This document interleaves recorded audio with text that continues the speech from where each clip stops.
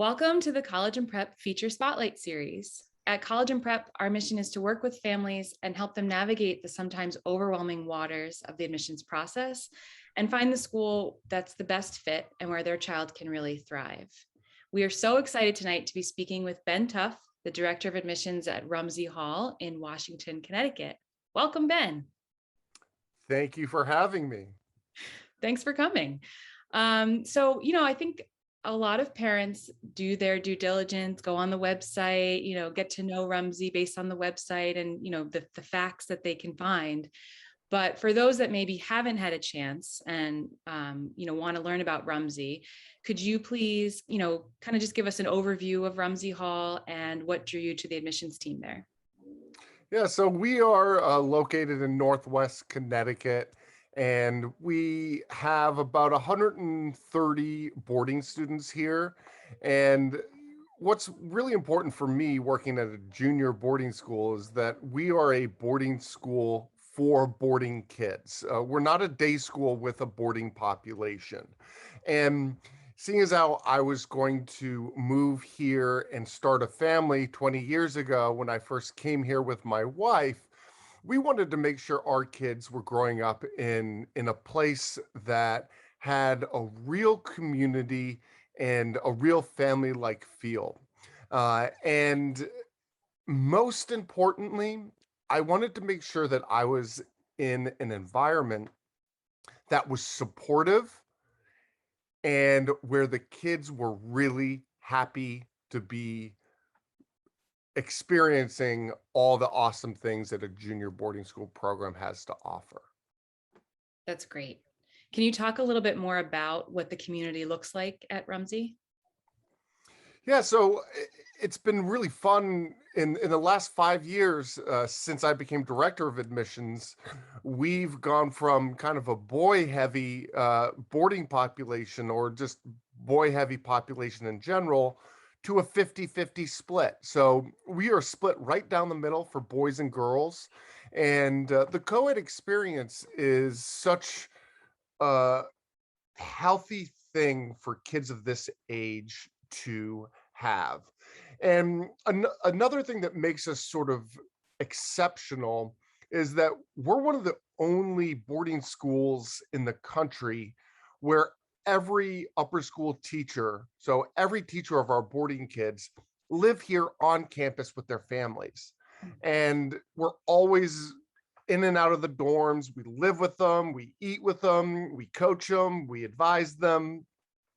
And you're going to hear that every boarding school that you look at. But there are only a few where all the families live here. And with 29 students enrolled at Rumsey who are the children of faculty themselves, and we're a pretty small school, there's so many intertwining relationships, and it really creates that family-like feel. And I think that's important for parents to know and to understand when they're sending kids who are quite young, right? I think a lot of parents are a little apprehensive about a junior boarding experience. And so, having family around, I think, is really supportive. Can you talk about other ways in which you are, a supportive environment for kids? Yeah, so, the average faculty tenure at Rumsey is about 15 years. I've been here 20 years. And there's one thing that's for sure. And the faculty and the teachers and everyone who is here working with our students, we are experts in the middle school years. It is not an easy time in anyone's life. And I would say that if you were to ask our faculty how many of the faculty had positive middle school experiences, very few of us did.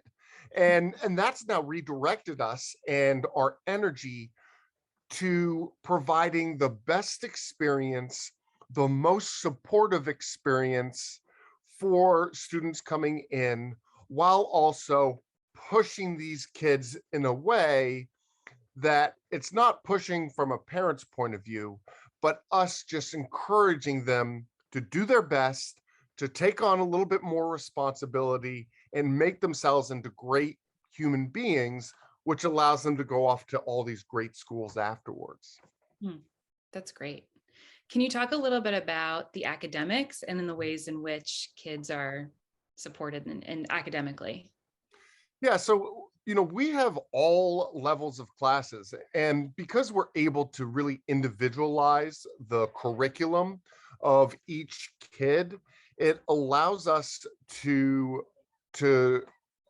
really zero in on the strengths and the weaknesses. So every kid is going to be kind of all over the place depending on what they've taken. And if we have a kid who's really low in English and really high in math, then we were going to continue to challenge in the math and we were going to lift them up in the English. For example, we don't structure our math classes by grade. We structure them by what students have studied, how well they've done, the recommendation, a placement test. And even though, my son's in ninth grade right now, and he's taking a calculus course right now as a ninth grader with 11 other students, and their kids taking algebra 2, their kids taking algebra 1, their kids taking geometry, all within that same grade. And it's never a big deal, but we're able to really to have those kids who are ready to step it up a notch. And for those kids who are weaker, we are going to support them through everyday activities, evening work, extra help time, and get them to where they need to go. That's great. Can you talk a little bit about life outside of the classroom and what that looks like for kids in terms of, like what does their typical day look like? Yeah, so life. The nice thing is that everything's right here, and you can kiss those 20 to 40 minute drives to the hockey rink or to the tennis courts to get lessons. You can kiss it all goodbye because it's all in our backyard, and our students are able to participate in 3 sports a year and a various number of activities, and they can continue to work in their skating. They can learn how to skate.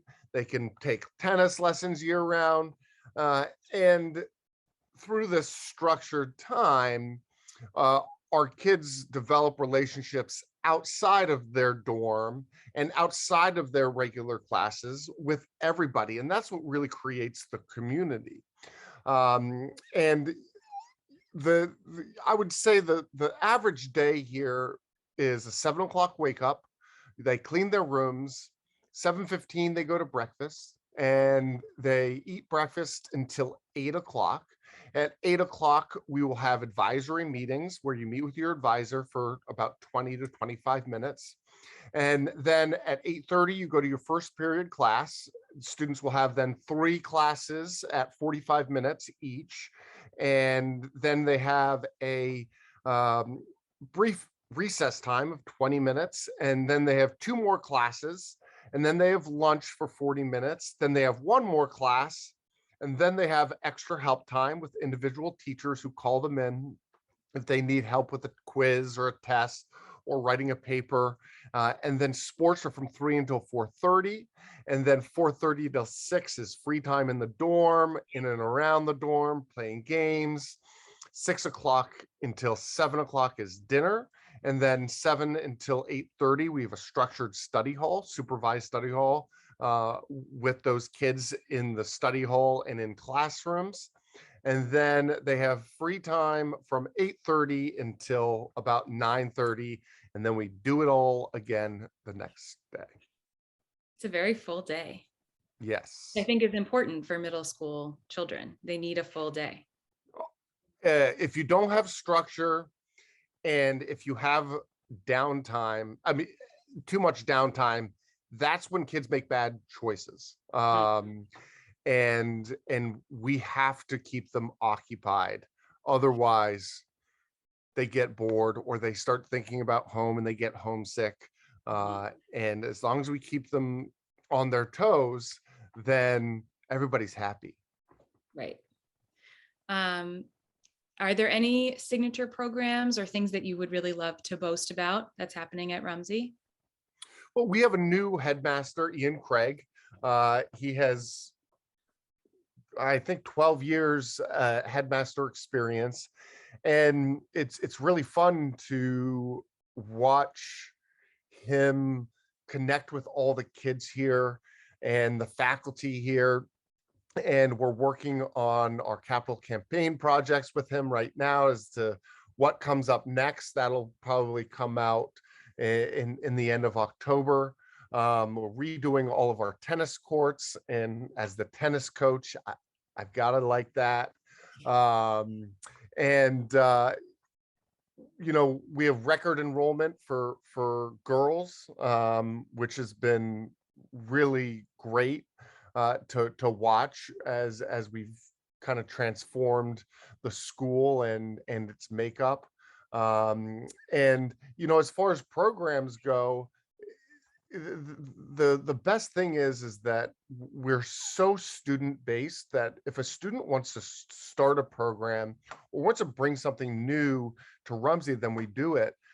So one of my students, Jamie, said, can we start Model UN? And I said, yeah, let's do it. So we have our first Model UN meeting on Sunday with a bunch of kids, and we're gonna kind of go through that. And still, our finance club is our most popular club, and all the kids will buy stocks, and faculty. It's a big contest, and they buy stocks on the first at the beginning of the school year, and then it goes until Christmas vacation, and we have a contest as to who can make the most money over that period of time. And the students always destroy the faculty every single time. Their portfolios are by far the strongest. But right before COVID, we got to go down to the New York Stock Exchange with 12 kids. That was awesome. Everyone loved that. So it really is a matter of, okay, if there's a will, there's a way. And let's keep things going. And like you would think that at most schools, the math club would be kind of a dorky thing. The math club is like the coolest club here, because they get to go to places like Taft and Andover and Exeter, and they get to go against high schoolers and win against them, which is like sports too, as we play them, all these schools in sports, and we beat them. It's pretty satisfying and fun to kind of leave our mark. That's great. And I realized too, you're so close to the city, to New York City, that you can pop over. Right. So we're the closest of the junior boarding schools to New York City. We're only I can make it to Manhattan in about an hour and 35 if I time it correctly. Okay.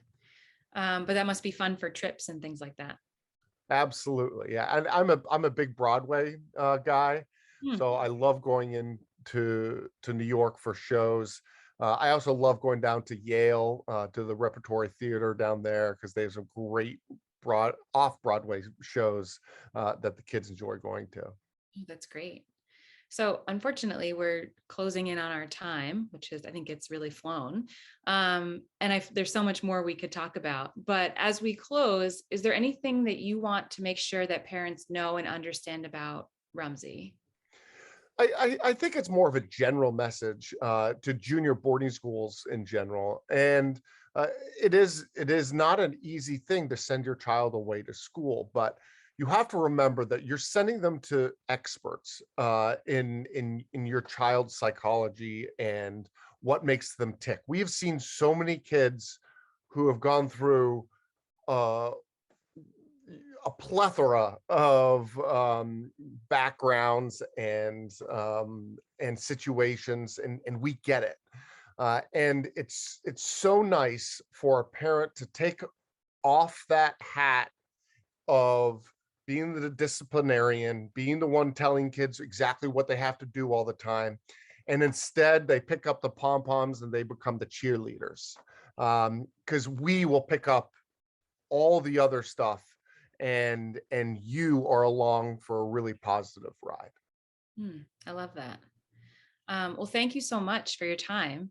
If anyone watching is interested in contacting you to learn even more about Rumsey, what's the best way for them to do that? The best way is probably just to email me at btuff@rumseyhall.org, or you can always call it 860-868-0535. Great. And we'll provide that information to those of you who are watching, either in the comments below or in the email that you linked this video from. So thank you again so much. It was so nice to talk to you. Likewise, thank you so much. All right. Take care.